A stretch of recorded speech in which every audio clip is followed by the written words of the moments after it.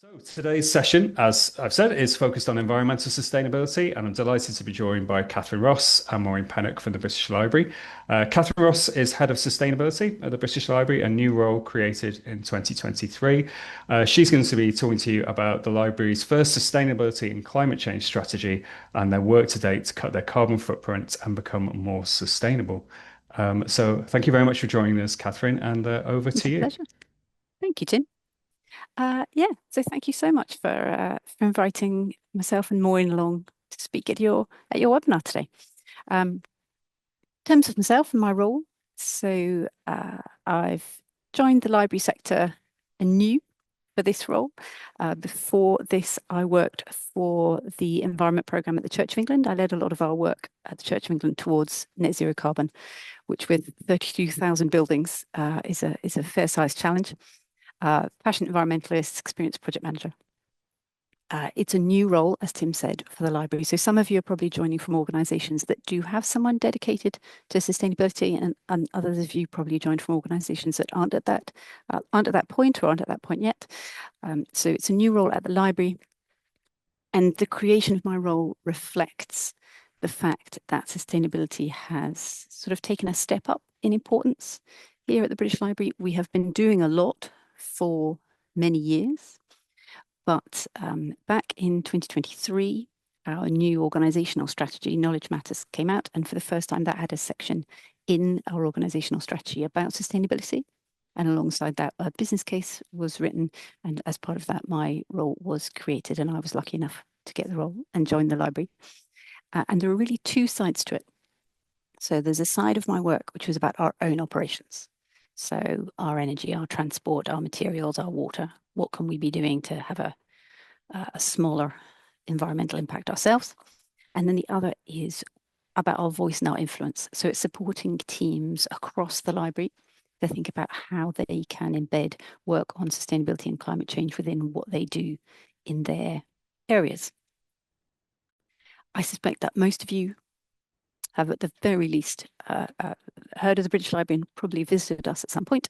National Library of the UK, a collection of over 170 million items and constantly growing, and a very varied collection. So books, newspapers, sound recordings, paints, prints, drawings, maps, manuscripts, and a very, very significant and growing digital collection. These are the 6 purposes of the British Library: custodianship, research, business, culture, learning, and international. And as I said, part of what we've been doing is thinking about how we can weave sustainability and climate change as a theme through these 6 purposes. So for example, on culture, I've literally just come from looking around our new gardening exhibition, which we have delivered in as sustainable a way as possible, but also talks about gardening and the planet. On learning, our schools team is currently developing a new core module as part of our schools program on sustainability. International, for example, run a series of webinars for library professionals all around the world to come and talk about issues around sustainability and climate change.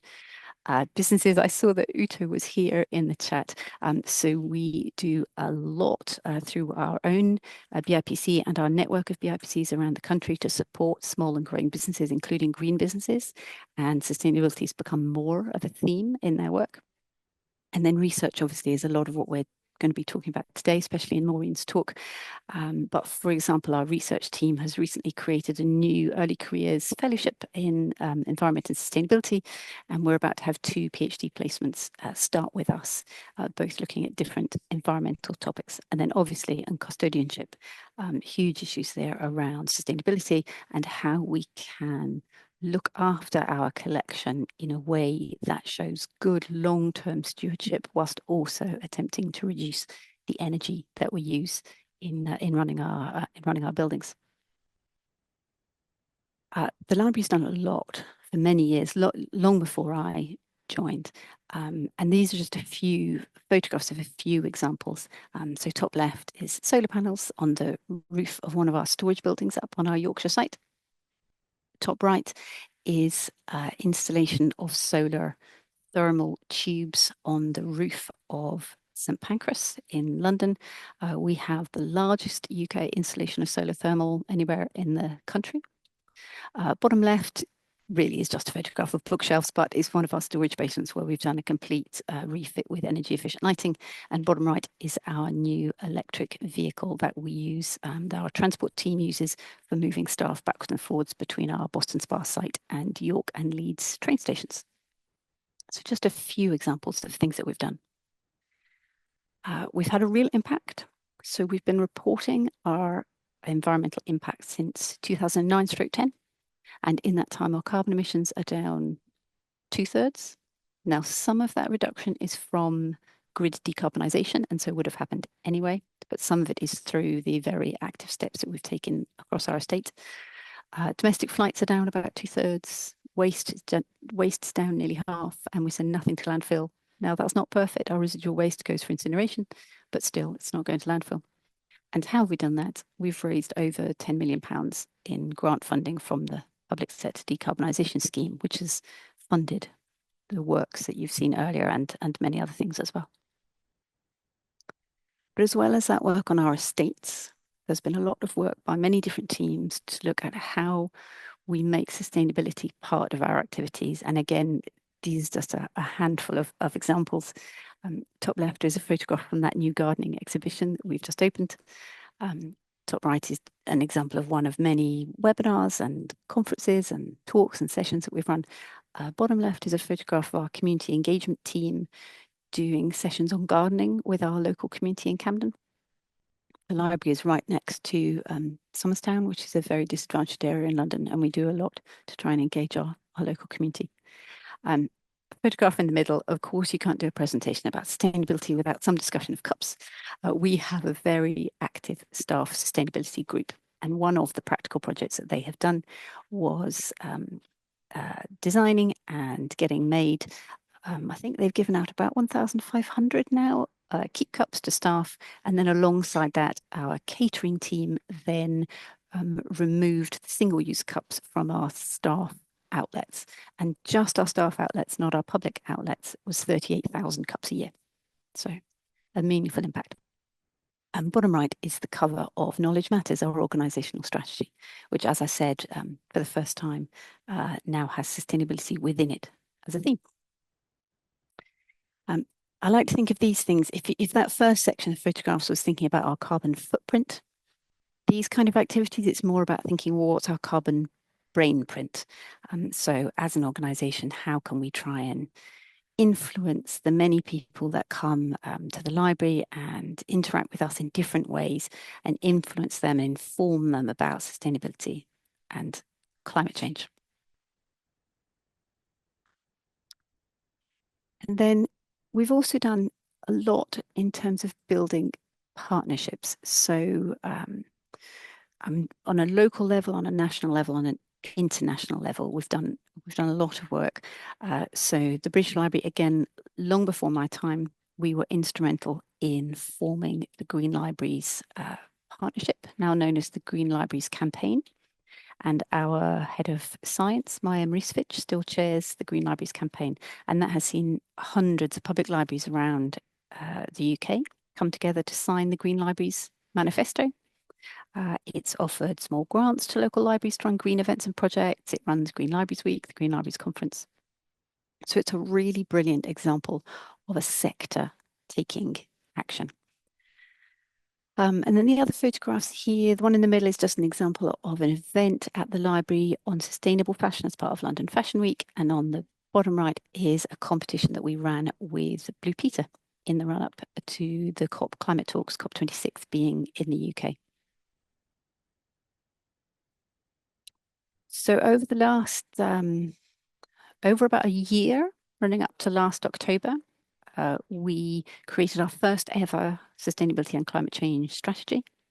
We had 2 working groups formed, one looking at our places, one looking at our purposes, and they had representatives of teams from across the library, and they really co-created the strategy. So I created a structure, and then people worked and completed the section relevant to their team. And then that went to our Sustainability and Climate Change Steering Group for comment and then for agreement, and it went to our executive group and it went to our board and was then launched last October. And I think that co-creation process was very effective in meaning that it's not been seen as imposed upon any teams, because teams were writing their own areas and they were knowledgeable and understood their own area and understood what was possible. And then sitting below the strategy, we then have an action plan with a very large number of actions which show how we're going to deliver the strategy. And we track progress against that. So every 6 months, I do a full report on the action plan, and then that goes to our sustainability steering group. And unsurprisingly, we've got some things done and we haven't got some things done. It's never possible to achieve everything you write in your action plan, but we are seeing some good progress.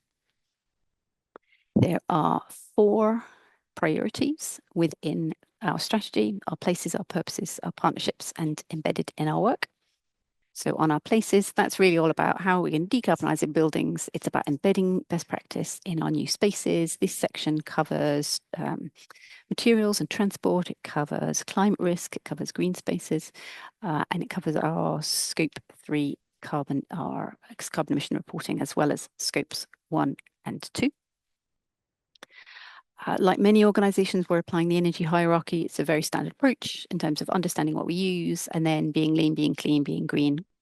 Around being lean, of looking at energy efficiency, being clean about how can we replace our fossil fuels by moving to electric, being green in terms of on-site generation, and then last and least, offsetting.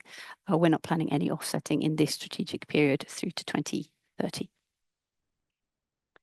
The second objective around our purposes. So this is, like I was saying at the beginning, it's about how do we sort of weave it through. So how do we open up the collection? How do we support climate research, sustainable business, engaging people through culture and learning, climate literacy, visibility of climate science? So it's that golden thread through our purposes. The third is just all about partnerships. So how do we support wider change, share and encourage climate action, best practice and learning, doing things like this, but also learning from our partnerships. We are far from thinking that we have all of the answers. And then the fourth is around embedding sustainability and how we work. So it's really that language in green there, ensuring it's seen not as an add-on, but as how we do everything we already do. And we're making steps towards this. It's going to take us time to get to the point where this is fully embedded, but we've made steps. So for example, that sustainability is now mentioned within our business case process, and I'm a business case assessor. It's now part of our procurement process, and we have sustainability requirements in any procurement that's over £100,000. We've got it now as part of our induction program for new staff, and we have started running carbon literacy training like many organizations do, and we've recently achieved bronze status as a carbon literate organization. So we are making good steps in this direction. I didn't want to leave you with the impression that we had all of the answers, because we are a long way from having all of the answers. So in terms of what our biggest challenges are, the first really and simply is growth.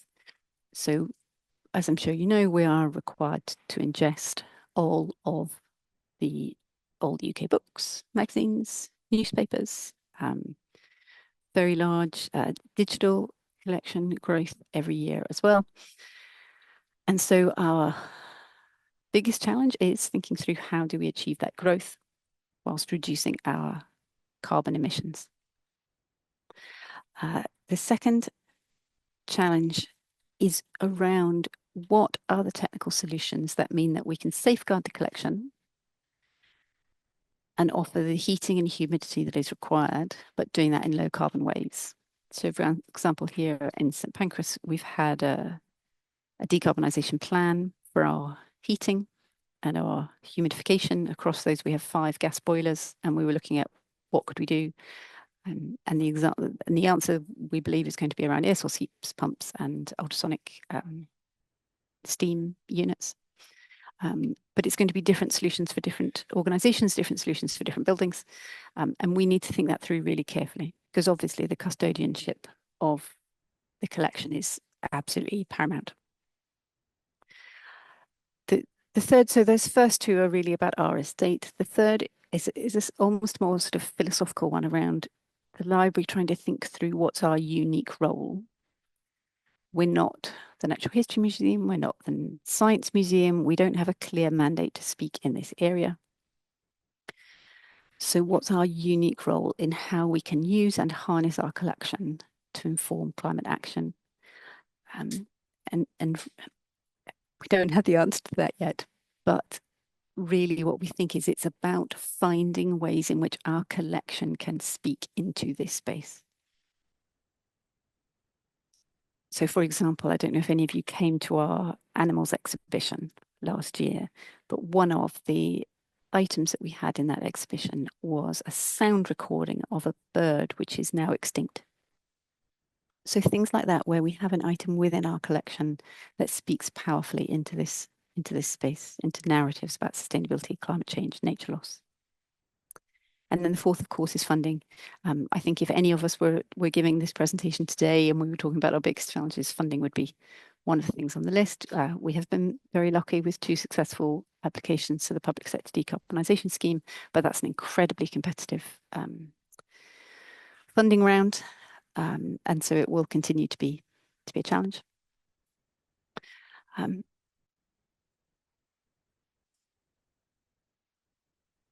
The first dot point I had there was about growth, and I just thought I would end with a photograph of our rather beautiful, if you like, this kind of architecture, which I do, our new storage building, which we're in the middle of building at the moment. As you can see, the structure is built and the cladding is on. So this is building 33 up at Boston Spa. And the thing that's interesting about it is it's a fully passive automated book storage building. So it's not going to have any heating. It's not going to have any air conditioning. It maintains conditions inside through having really good air tightness and a high thermal mass, particularly when it is 100% full. It will maintain humidity and temperature conditions within agreed parameters without heating or air conditioning. And this is part of how we're going to be able to square that circle of growth whilst reducing our carbon emissions, is by having buildings which maintain conditions in a passive way. If you want to know more about our strategy, it's published and it's on the About Us page of the British Library's website. That's my last slide. Let me stop sharing. I'm conscious that was quite a skip through a lot of information. I'm here till I'm very sorry I have to duck out early at 2:30, but if you've got any questions now, I'm very happy to take them, and then we'll hand over to Maureen. Thank you very much, Catherine, for a really fascinating glimpse into a huge range of activity across the British Library in terms of all the embedding sustainability in the way you work and partnership and the education work you do. It's really, really interesting. We have had a few questions. There's a couple related to digital content and collections, which I'm wondering if actually perhaps Maureen's presentation will address some of that. Yep. And I can always come back to those questions at the end if not. There was a question from Matthew Shaw about library issues or solutions in terms of finding reliable contractors to service GSHP, air source, etc., and ensure reliable availability of components in the medium term. So it sounds like an area which has proven to be a challenge. So we are currently we're in the very final stages of installing and commissioning a ground source heat pump at Boston Spa and air source heat pump on another building at Boston Spa. So we haven't yet got to the point of needing maintenance because we're only installing now. We will embed that maintenance within our tendering for our estate maintenance contract, and we would require that whoever we appointed would be able to maintain all of our assets. But I can't answer it authoritatively in that we haven't yet got to the point of needing to maintain that equipment yet because it's too young. Great. Thank you very much. As I say, a few questions about sort of digital collections. Yep. I had a question as well, actually, in that you referenced the role of staff at all levels of the organization in your sustainability work. So you talked about practical projects undertaken by sustainability champions like reusable cups, and you also talked about working groups that help to develop your new sustainability and climate change strategy. Do you have any sort of recommendations for the libraries who are undertaking this kind of work for for engaging and empowering staff to make those kind of contributions throughout the organization? Yep. So we have two levels of engagement. We have a staff sustainability group, so that is staff led, and it's one of our. So we've got a number of different staff networks in the library. For example, there's a disability one, there's a gender one, race one. There's a new one just starting up on class, and then we have the staff sustainability group. So staff sustainability group's got chairs, terms of reference, and they have a budget each year. I mean, it's not a massive budget, but they have a budget each year to do practical projects in the library. And then anybody can join that staff network, and I think it's got about 120 members from across the library. I'm not saying that 120 people turn up to every meeting, but in terms of people who've joined the list because they're interested to get involved, and I think been a very effective group. And before my role was created, in particular, it was very effective because they were because there wasn't anyone in my role to move things forward. So the staff sustainability group was really important. But then we also have a more sort of managerial governance level group, which has a number of our directors and senior managers on it from different departments. And that is more that sort of a steering level and at a governance level, making sure that sustainability is being correctly managed and that our strategy was agreed and then that we're making progress against it. Great, thank you very much.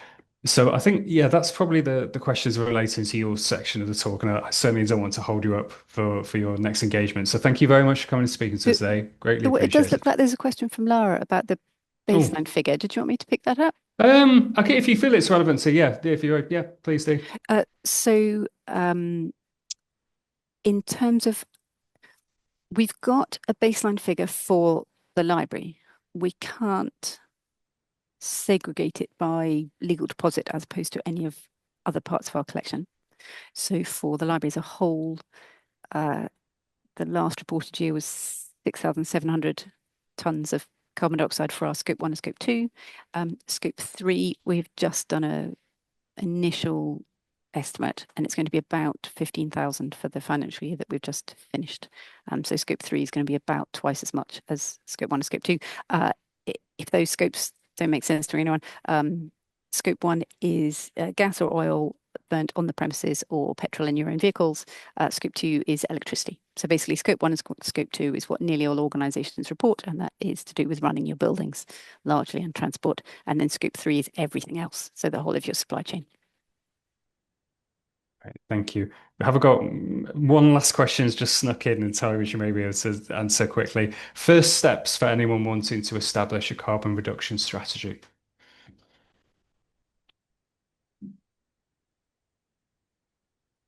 So for carbon reduction specifically, as opposed to sort of a broader sustainability strategy, I would start with scope 1 and scope 2, probably. And it is going to be buildings and transport.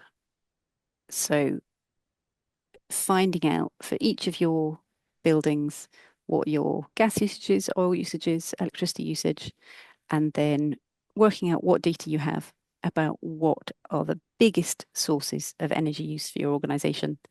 And then for whatever those biggest energy sources are, engaging the people who are responsible for those buildings about what it's practical to be done about reducing them. And that'll be a combination of, if you think of that energy hierarchy, it's what can you do to have more energy efficiency? What can you do to move away from oil and gas towards electric? And then are there any opportunities for renewables on your sites? Brilliant. Well, thank you very much. Well, we will let you get away. So Okay. thank you very much for your talk. Thank you for inviting me. Bye. And so over next to Maureen Pennock. So Maureen is currently head of digital collection management at the British Library, where she leads an interdisciplinary operational research team to devise and deliver the holistic framework for digital collection management at scale and for the long term. And in addition to her digital collection management responsibilities, she also leads the library's sustainable collecting group and is an associate PI on the Reverdi project, which she'll be speaking to us about today. So over to you, Maureen. Grand. Thank you very much, Tim. Thank you everybody for coming along, and thank you for the questions that have come in so far already. I can see a few that I hope to be able to provide some input to towards the end of the presentation. So, sustainable digital collecting, developing the approach, top down, bottom up, or both. Where do you start? What is a good way to do it? I've put digital in brackets because we actually have a really huge, complex hybrid collection. It's both physical and digital, as many of you know, and we actually take a holistic approach to collection management. That means we try and develop something really comprehensive that can target as many different aspects of the collection as possible. And then we break it down further to look at specifics for different types of content. I'm the head of digital collection management and preservation. So my focus is very much digital, and that's what I'm going to try and drill down into today with time permitting. You know, for a national library, I do think sustainability is just a core part of our mission. We are custodians of national memory, and long-term custodianship and sustainability, they really just go hand in hand. Sustainability is implicit in what we do, what we've always done. And what we're doing now is trying to make it explicit in our activities as well, and in our strategy. What I'm going to talk about is how we're actually trying to embed sustainability thinking into our collection management approach and our work, for me, particularly for the digital collection. And I'm going to start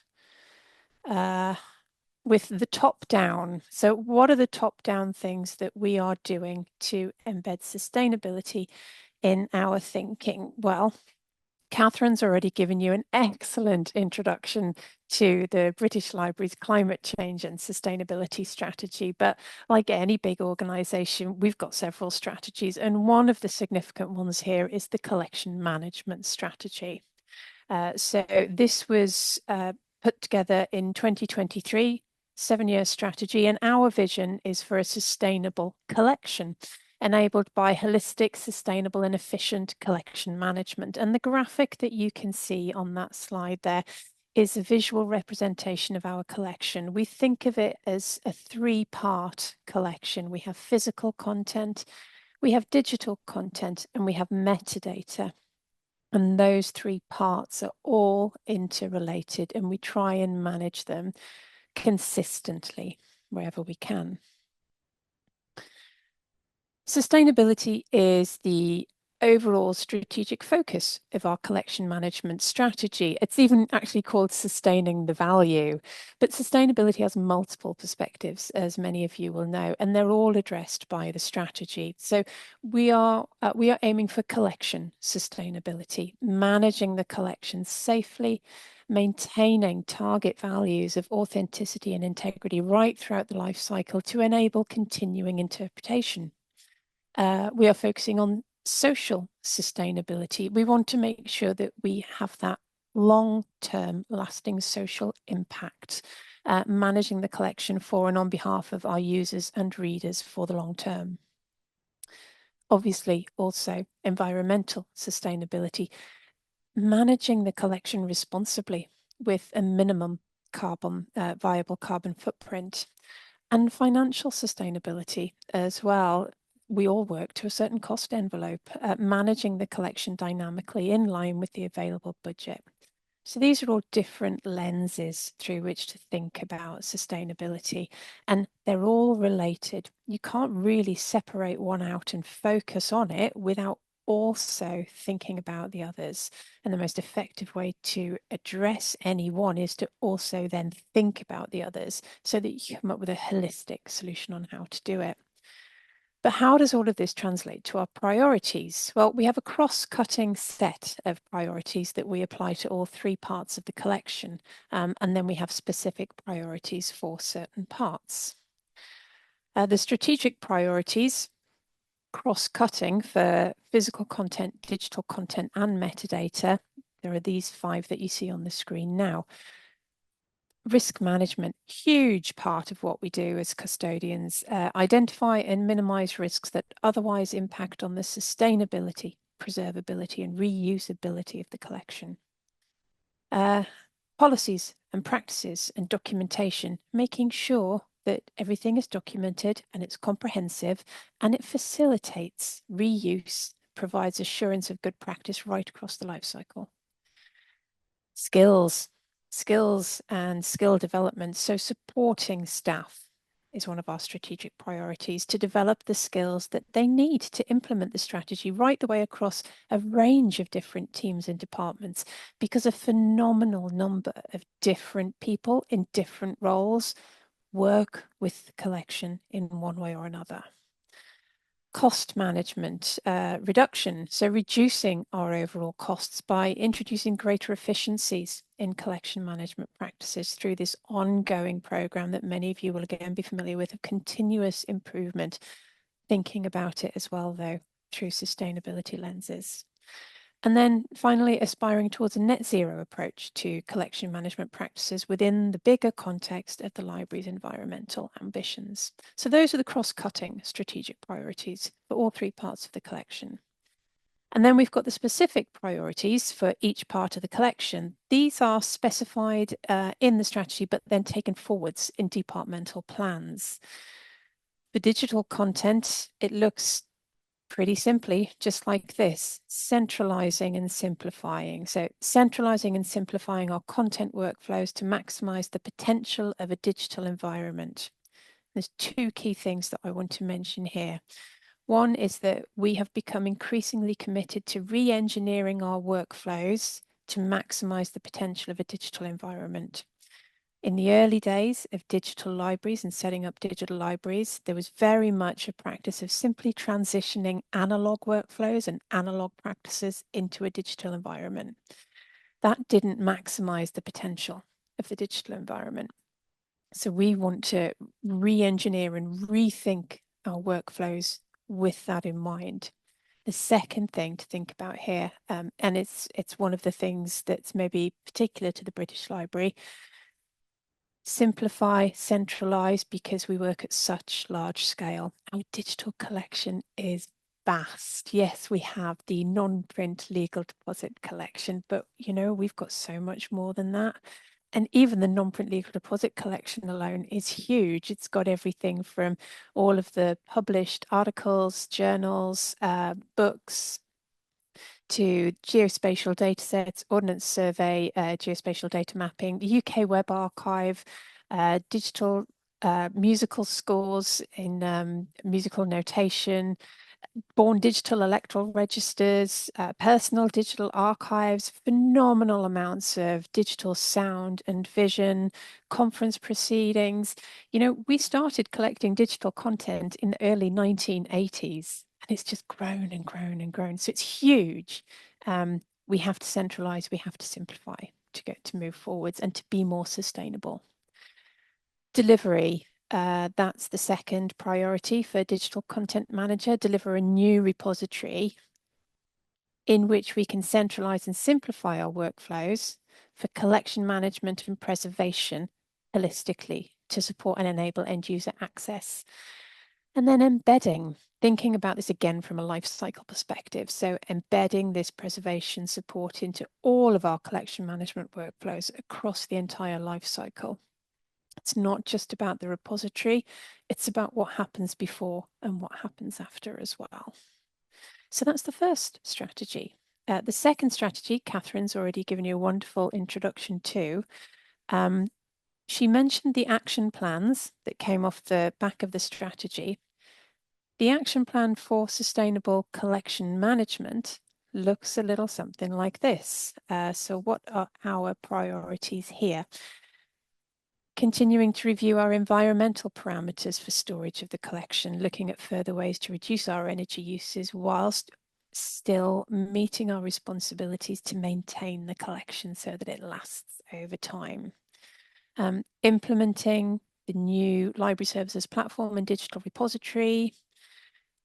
Thinking about the acquisition of content and getting a better understanding of the impact of the British Library's content strategy and our general collection expansion to ensure that we plan effectively and appropriately, and that we can then accommodate that within the storage capacity that we have and that we expect. And then just thinking more widely about evolving our environmental practice in general across core library functions and practices.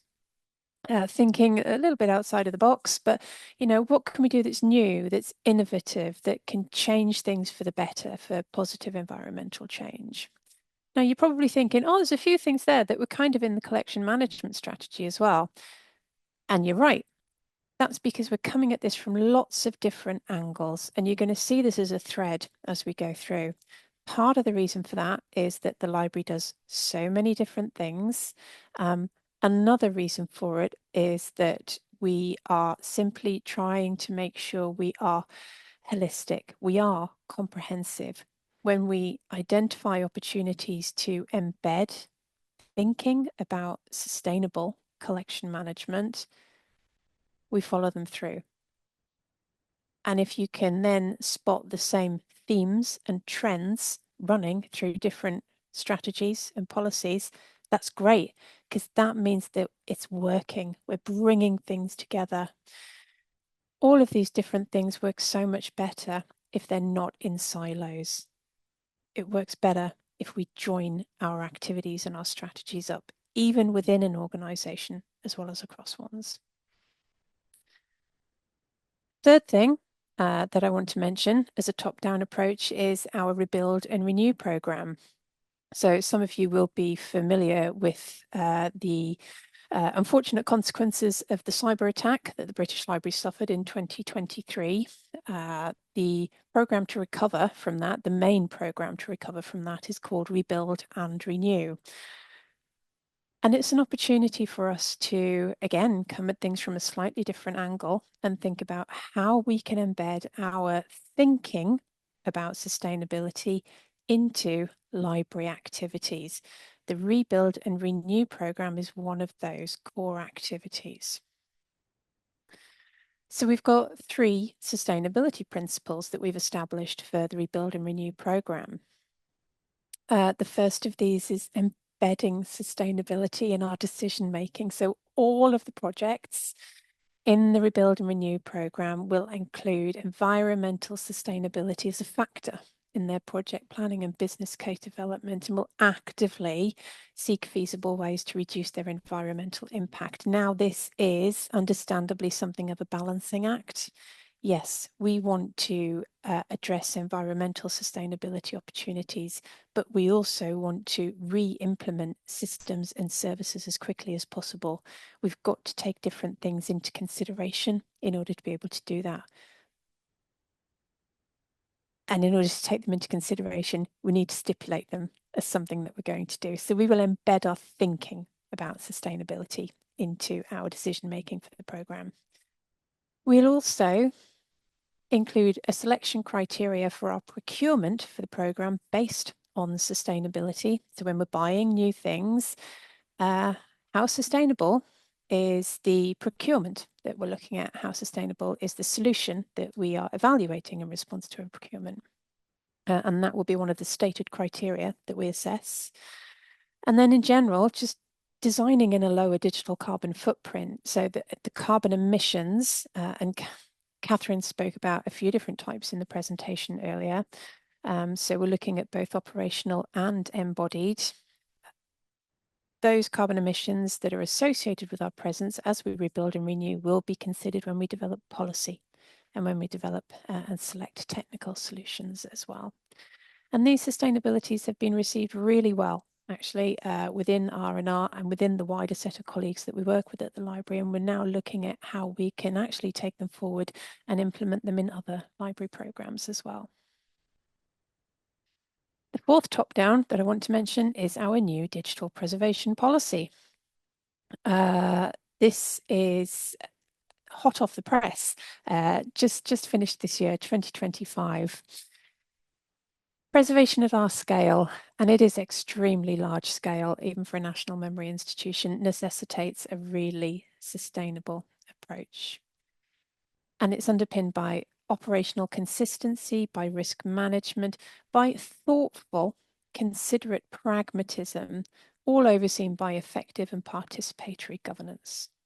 So we have identified 4 key principles for the digital preservation policy along these lines: sustainability, consistency, risk management, and pragmatism.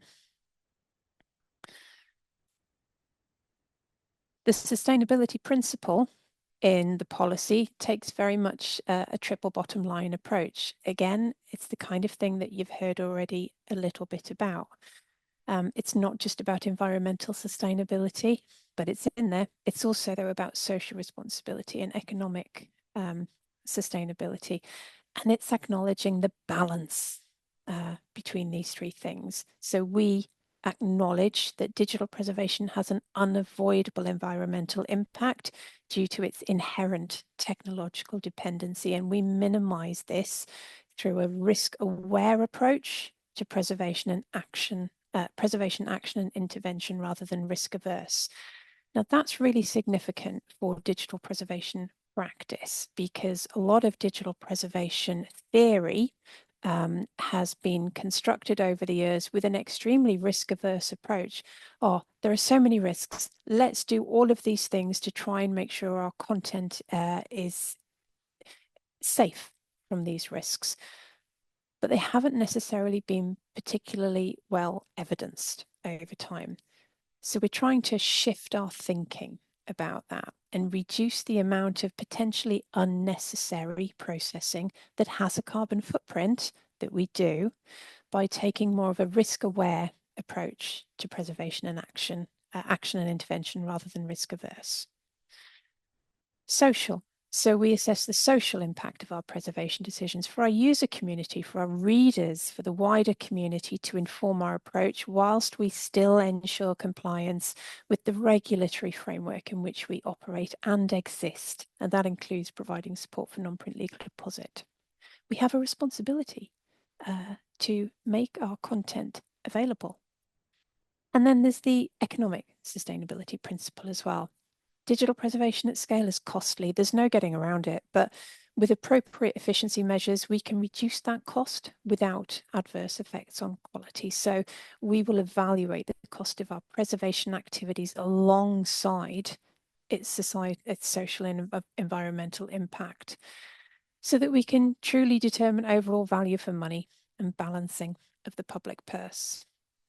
So hopefully you can see from that we've got these threads. They're similar, but they're running through lots of different things that we do from a top-down approach. And top-down approach can be really effective, but it's not the only way to do things. There's also bottom-up. And the benefit of bottom-up is that you bring so many people along with you when you do this as well. We've got a few different groups that we run in the library that kind of support this bottom-up development of good practice. The first is the Digital Collections Community of Practice that I lead. This has been up and running for about 18 months now. It came together just after the cyber attack. We needed an opportunity and a forum to bring people back together to talk to each other as well, particularly about the digital collection. And this community of practice has sprung up, and it's been incredible. Truly incredible way to bring people together to share their thoughts, their worries, but also their ideas about what we can do and what we can do better, particularly as we rebuild and renew and start to redevelop our systems and our services. And because the library is so big, and as I mentioned earlier, we do have people right the way across the library in different roles and departments working with digital collection content, this single forum brings them together in a way that there wouldn't be a vehicle that supports them otherwise. And that kind of synergy that you get when you bring people in different environments together, that's invaluable for operating at scale and identifying where your opportunities really might be.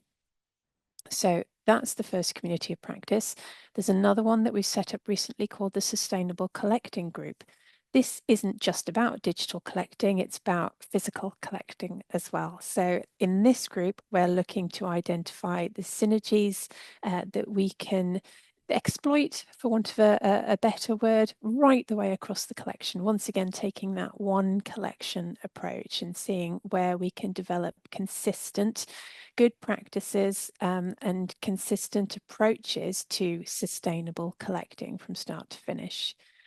And then there's the more organic community of practice that's springing up that involves everybody that's gone through sustainability training. It's wonderful. We've had some fabulous training events and training courses brought together and hosted by library staff so far this year. I think Addie's on the call, so a big shout out to Addie for all of the fabulous work that she's done with that for the Digital Sustainability Internal Training course. But we've also, a lot of us have been on the carbon awareness training course that Catherine mentioned earlier. So that kind of a community is springing up organically. People are finding each other, and again, finding ways to think and talk about how we can embed sustainability from the ground up. The question then becomes, where do you meet in the middle? But maybe we'll come to that one later. The last thing I want to talk about is research projects, and perhaps this is most fitting because this is, of course, RLUK. And the big thing for us right now is a project called Reverdi.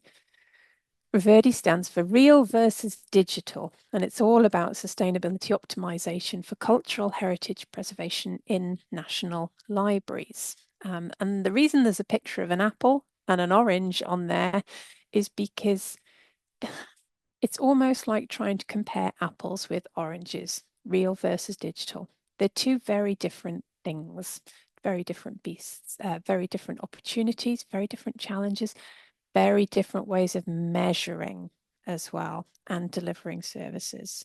This is a European collaboration. It's funded through an organisation called the Belmont Forum, which pulls in funding from local funding bodies across the 3 countries that are involved in Reverdi. We've got Switzerland, we've got the Netherlands, and we've got the UK. In each country, you have a national library and a university partner. Names of them all are up there on the slide. And I'm just going to move that quickly. So at the British Library, we are partnered with the University of Surrey. Each university partner is a specialist in a certain aspect of sustainability, because there are these many lenses on sustainability. There's the environmental perspective, sociocultural perspective, and the economic perspective. Our partner specialises in the environmental perspective. All 3 are relevant for national libraries, particularly in the context of developing and preserving their collections. And what we want to find out is, in the case of real versus digital, what's the actual evidence base for decision making about what we collect and how we manage it? Huge question, huge mission and mandate, very small amount of funding associated with it, relatively few partners, but a fabulous consortium. It's truly a wonderful group of people. And the methodology that we're taking forwards to try and answer our research questions it's the life cycle sustainability assessment methodology. So this is an adaptation of the LCA, which is life cycle assessment. This is the LCSA, sustainability. And this is an evaluation of all negative environmental, social, and economic impacts and benefits throughout a product life cycle, done to support informed decision-making processes for more sustainable outputs. And this harks back to something that I mentioned earlier as well about evidence. What is the evidence base for the decisions that we take about what we collect, what processing we do, where, when, how, and so forth? Reverdi is going to make a real difference in generating and provisioning that evidence base. We're starting by looking at 2 key content types, newspapers and journal articles. And from there, we will build out our investigations to look across the life cycle of lots of different collections, and then try and bring everything back together again to look at the entirety of collections. So it is huge. I'm mindful of the time. We are currently in the data collection and aggregation phase. So we're working closely with our university partners to put them in touch with colleagues across the library, for example, in HR, in audiences and marketing, in finance, as well as our processing colleagues in the physical newspaper unit, in the digitization unit, in the digital content processing unit, so that we can provision them with the data that they need to then do the analysis. And then all of the university partners can come back together again and see what the picture looks like as a conglomeration of national libraries as a whole. And by 2027, we should be in a position to make recommendations on print versus digital collecting that will hopefully be relevant right the way across the GLAM sector. As I say, it's a big job, but it's a really fascinating research project, and we're having a lot of fun getting to grips with all of this. But I'm going to call it a day at that point and say thank you very much and stop sharing and hop over for the questions. Thank you, Maureen. That was fascinating. A really interesting glimpse into all the work you're doing around both preservation and research. We don't have long for questions, but we have had a few questions through. Any that we don't cover, we can pass on to our speakers and pick those up offline. But a question around could you say something about how simplifying the workflows in the digital repository platforms and more efficient metadata management in LSP and digital responsibilities can help with sustainability? And how do you assess the success of those sorts of efforts? Yeah. There's a lot to unpack there. So one of the features of the digital collecting world at the British Library pre-cyber attack was that our digital collection management capabilities had really grown somewhat organically as our digital collection had developed. And that meant that we'd had lots of different people in charge of making decisions about what needs to be done and what workflows need to be developed at any given point. There's a lot to support in that kind of an environment. So our ambition with the rebuild is to simplify rather than having different workflows, lots of different workflows for different types of content and subtypes of content as well, because as a national library, we get content in from more places than you may imagine. We want to get to a core set of workflows with the core things that we need to support that we can then reuse and re-implement across all of the different content types that we deal with. We're thinking about what is the most important core set of things that we can deliver and focus on those first, and then kind of add the bells and whistles in later once we've got proof and evidence that that's the kind of thing that our user community really wants and needs. So that's the kind of thing that we are thinking of. In terms of metadata, that's another really interesting one. Again, I think there has been a tendency to, certainly in the early days of digital preservation, describe everything in metadata. There's an overhead associated with that. Particularly if you are operating a digital repository that has a lot of metadata in it, and you're also operating a library catalogue and a discovery layer that also has a lot of metadata in it. Let's bring things together and think about opportunities for consolidation. Yeah, what are the links that we need between platforms so that we can then exploit metadata that's held in different ones while still delivering the same high quality end user service, but without replicating metadata across different platforms. And that's the kind of thing that we're thinking about.